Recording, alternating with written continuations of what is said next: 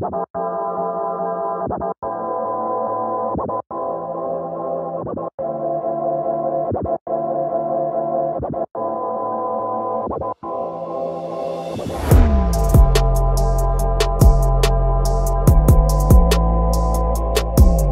after 2K's long anticipated Run the Neighborhood reveal event for NBA 2K18, it's kinda safe to say that they're winning at this point. However, there are still some key elements of Live's career mode equivalent that 2K could take notes from.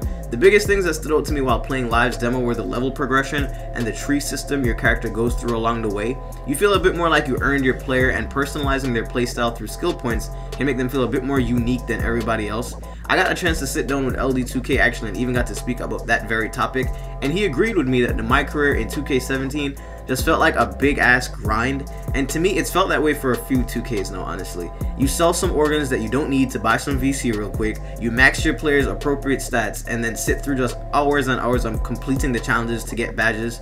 Nothing about that mode or doing that felt truly fun or exciting anymore, and this reveal was 2K's way of renewing that feeling for their fans, I think. So if you haven't seen NBA 2K's Run the Neighborhood trailer or my thoughts on NBA Live's The One yet, I suggest you do yourself a favor now so you know what is being talked about. Links will be in the description, as well as a link to the article version of this video if you're more of a reader. So being that 2K and Rockstar, aka the company that made Grand Theft Auto, are both owned by Take-Two Interactive, it didn't particularly shock me to see this type of expansion to the mode. Once a mode like the park became such a sensation, the only thing that could be done from there was to expand how large that quote-unquote park was. I was told to keep it off of the record, but I can at least say that this was something 2K had planned further back than you may think. I know that the foundation is laid, they think there's nowhere to build but up. 18, Run the Neighborhood. After that, I want you all to enjoy the game, compete, have fun, all that. Let's give a nice round of applause for NBA 2K18. That's right. 2K Sports. We already changed the game. We made the story real and the journey epic. I bring you the president of hoops. Oh, the president of hoops. Good to meet you. We let you start your own legend and test yourself against the world. NBA 2K has already transformed sports gaming, but now we're doing it on a whole new level. Because this year, you don't just play the game, you live it. Welcome to the neighborhood.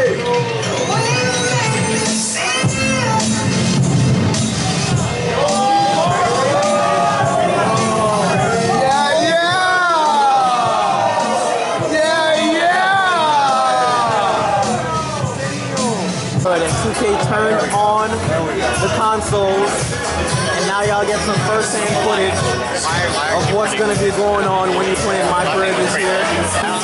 Some Flight over here playing it through. Five right there, it says. I don't think I'm actually able to buy it.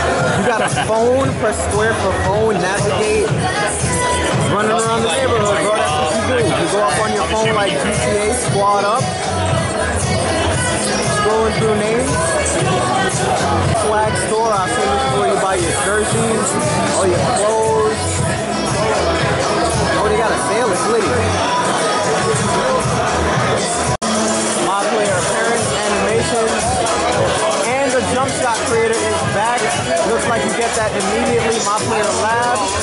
Take a look at these screens, y'all. This is not overhyped, y'all. I know, man. I can't overhype the drill. Genuine. This is GTA. I'm not even GTA, no. Look at this. You know what's like this? I was speaking to LD last night, and I was like, yo, y'all need to do an open world 2K. And as exciting as the new sandbox type world that your player can now traverse is the new dual archetype system that 2K has implemented for my players, for example like a sharpshooting point forward. I personally appreciate it because I feel like archetypes before were too restricting and you could only make your players so good at a few things, and if you chose to be like a slasher for example, you couldn't even think about taking a corner 3 unless you were wide open, memorized your release like last week, had corner specialists, catch and shoot, and no lag whatsoever. We got sharpshooting, shot creating. Shot creating, primary. I think that secondary. And although your maximum skill caps will now be slightly lower than someone who is a pure version of that archetype, you'll now at least have more freedom to be good at a different combination of skills, and I'm pretty sure mine and many other people's first My Players this year will have a hybrid archetype for that exact reason. So all of that combined with the idea of a semi-open world to explore and get your name up in the community, it's hard to imagine too many people will still be spending more of their time on NBA Live after September 15th. But no, while at this event, I didn't get to see what much of the story mode itself looked like, but I think that might have been on purpose, honestly.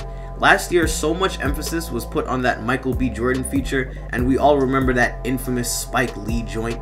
This year, it seems like it's all about running the neighborhood quote-unquote for real. Nothing cheesy or excessive to take away from the game itself, just straight up make a name for yourself in what could become a baby between GTA and NBA 2K in another few years. Man, QJB right here. It's dope, dog. Yo, what you thinking of it so far, bro? It's looking crazy, man. Like, being able to go around and do all this other stuff, like go to the shoe store, the barber shop.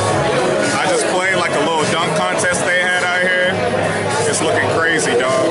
Hey, shout out Dave. Have a good one, bro. Bro, and their production value for this has been off the chain, bro. This is the most I've seen them do. Yeah, look at this, man. It's crazy. What I find so impressive too, and also kind of funny, is we haven't even seen what the Pro-Am and the 2K E-League progression is going to look like this year. This one reveal has started so much chatter and casted such a large shadow that we've almost forgotten everything else 2K has going on, from the all-time teams to my team and Pro-Am. NBA 2K18 I think flat out should have your attention more than any other sports game on the market right now, and that's not to say that NBA Live hasn't made strides this year either. I think the best way to think of it would be like Floyd and Connor, but Floyd isn't retiring this year.